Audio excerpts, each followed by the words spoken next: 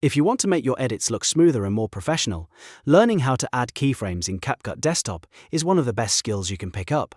Keyframes let you create motion over time, so instead of a clip just sitting still on the screen, you can make it zoom, pan, move, or fade exactly the way you want. In this video, I'm going to show you how to add a keyframe in CapCut Desktop step by step, and by the end you'll be able to animate your clips with confidence. And if this tutorial helps you, make sure to hit the like button, subscribe for more CapCut tips, and let's jump right in. First, open CapCut Desktop and load your project. Once your video is on the timeline, click on the clip you want to animate. This part is important because CapCut needs to know which clip you're working on before you can add any keyframes. After selecting the clip, move the playhead to the exact point where you want the animation to begin. The playhead is the line that shows your current position in the timeline, and placing it correctly is what helps your animation start at the right moment. Now look for the keyframe icon.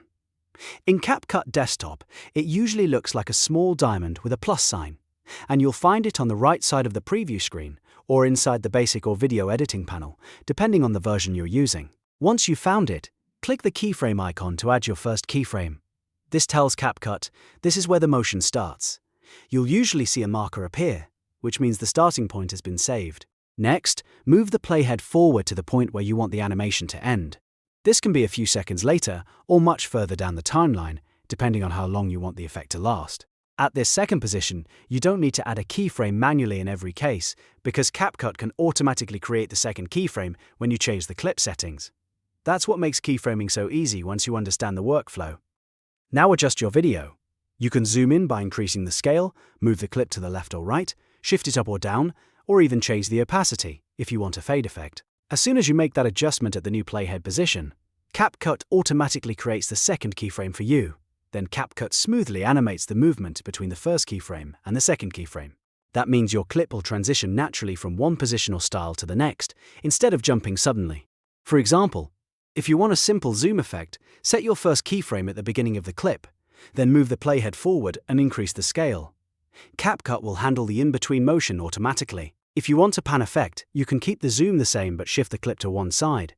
If you want a dramatic reveal, you can combine movement with opacity changes so the clip fades in while it moves. These small adjustments can make your edits look much more polished and engaging. If you ever want to fine-tune the animation, you can click back on the keyframes and adjust their position. This is useful if the motion feels too fast, too slow, or starts in the wrong place. The closer your keyframes are together, the faster the animation will happen. The farther apart they are, the smoother and slower the movement will feel. That's why keyframes are so powerful. They give you complete control over timing and motion. A good tip is to keep your animations simple when you're starting out. A subtle zoom or slight pan can often look better than an overdone effect. Once you get comfortable, you can start combining keyframes with other editing tools in CapCut Desktop to create more advanced motion effects. The more you practice, the easier it becomes to build clean, professional-looking edits. So, to quickly recap, select your clip, move the playhead to the start of the animation, click the keyframe icon, move the playhead to the end point, and then adjust the clip so CapCut creates the second keyframe automatically.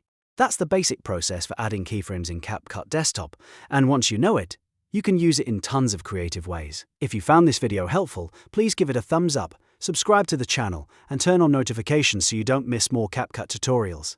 Thanks for watching, and I'll see you in the next one.